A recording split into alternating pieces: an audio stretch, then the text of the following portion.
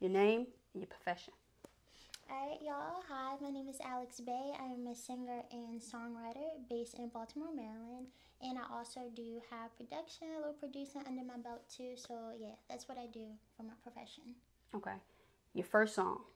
Give me the name of it and what was it about? So I started writing at 9, but I can't remember like my first song from that age. But I will say the earliest memory that I had was when I was in middle school and I was in a girl group, and I was like the lead singer and the songwriter as well. And I started writing a song about like a girl being fed up and like leaving this boy because he wasn't like treating her right. And then it's like, I don't even know why I was talking about that at that age. Like, I had no business. I don't know.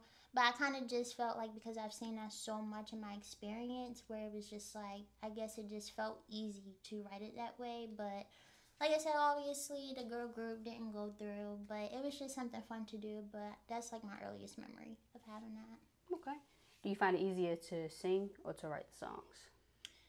I want to say both, but if I had to choose one, to be singing, just because it just feels like more natural for me, and you're not thinking so much. You're kind of just like feeling whatever it is that you're feeling, it just comes out. Versus like writing, you kind of have to like think about what you want to say, depending on like what space you're in. But singing definitely is more natural. Okay. Yeah. So I know your voice is your instrument. Do you play any other instruments? I used to play instruments. I definitely used to play the guitar, the flute, and my very first instrument was actually the viola. So I really loved her so much. I wish I would have continued doing it, but now I'm like learning how to like play the acoustic guitar, and I haven't touched it in a while, but I'm gonna get back to it. Okay. I'm gonna get back to it. So in your bio it says songwriter, so you stamping that. Have you written for any other artists? Not yet. Okay. Who would you like to write for? That's a good question. Honestly, the first person that comes to my mind is JoJo. Okay. Yeah, I I love can JoJo. hear it. Yeah. I can hear it. What kind of song would you give? Because JoJo, she kind of crossed over for us, so she can do like some soulful songs too. I really love hearing her like in that soulful like R&B kind of vibe. Just because I love the tone of her voice, and she's very like, I love her storytelling and her music too. So I feel like having that would be like, yeah, I can definitely write something for JoJo for sure. And she's one of my favorite artists. So What environment are you most comfortable writing in? my bedroom. Okay. My bedroom for sure.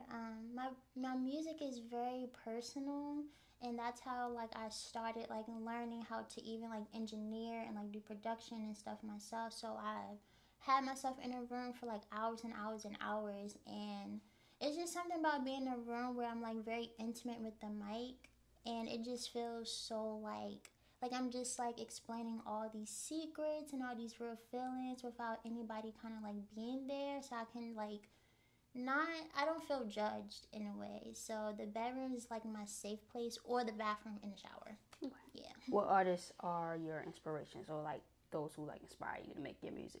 Got you. Al Green for sure. A. Marie. Oh, great. I love Al. Put some soul in that thing. All right, I'm sorry.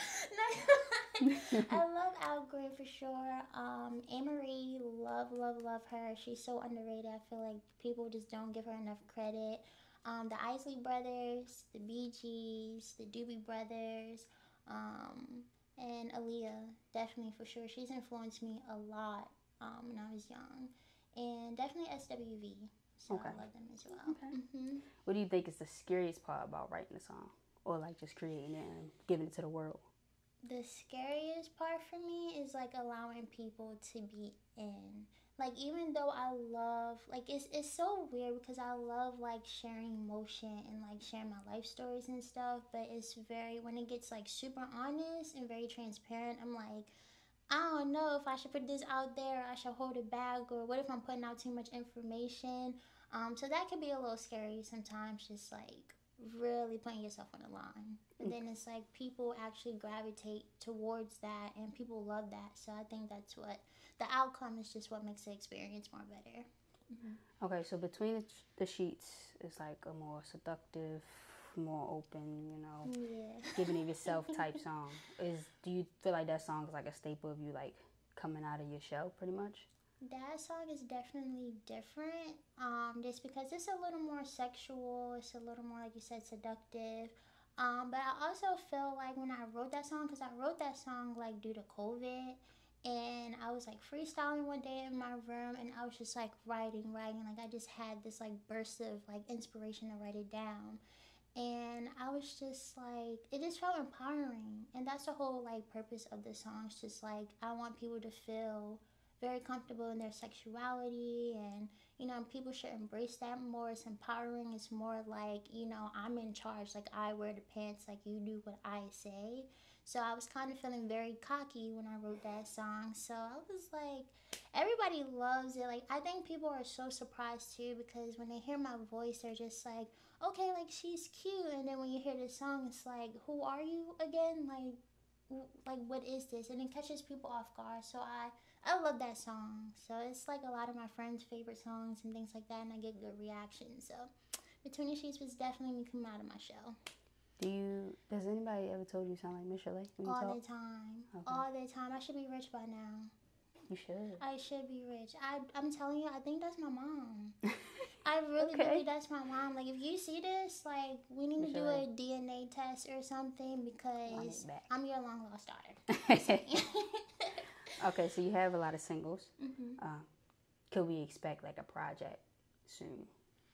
So right now it's working out, but I don't have too many details. But it is working out to have a full project soon. Okay. Yeah. All right. We're gonna wait on. We're wait on it. gonna wait on it. All right. In what way do you feel like your artistry have grown this year?